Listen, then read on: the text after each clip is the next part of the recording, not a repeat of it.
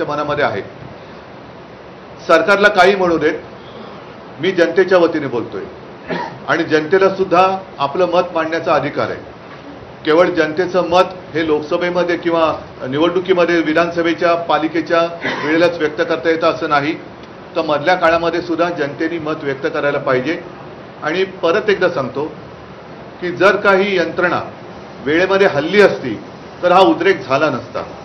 ज्यांना म्हणायचे की हे सगळं आंदोलन हे राजकारण्यांनी प्रेरित आहे, हे उत्स्फूर्त नव्हतं, मग उच्च न्यायालयाने याची स्वतःहून जी दखल घेतलेली आहे ती सुद्धा काय राजकारण्यांनी प्रेरित घेतलेली आहे का? काल उच्च न्यायालयाने आपल्या राज्य सरकारला थोबडवलेलं आहे, हे थोबडवणं सुद्धा हे राजकारण्यांनी प्रेरित झाले म्हणून उच्च न्यायालयाने केलंय का? जर उच्च न्यायालय स्वतःहून याची दखल घेत असेल आणि मी असं म्हणेन उत्स्फूर्तपणाने सरकारला विचारत असेल तर जनतेला सुद्धा तो अधिकार आहे। आणि जनतेचं न्यायालय हे वेगळं आहे।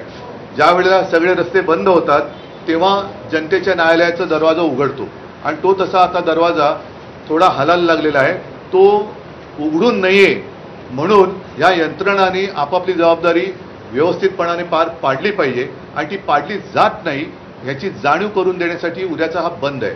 आणि परत एकदा सांगतो की उद्याचा बंद याचं यश अपयश हे राजकारणामध्ये मोजायचं कारण नाहीये। उद्याचा बंद हा विकृती विरुद्ध संस्कृती असा आहे, त्याच्यामुळे बंदचं यश अपयश हे संस्कृतीचं आणि विकृतीचं राहणार आहे।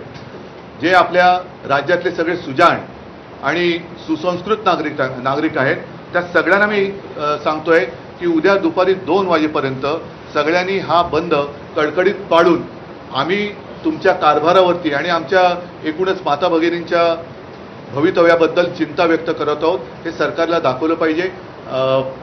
बातम्या तर रोज येत आहेत।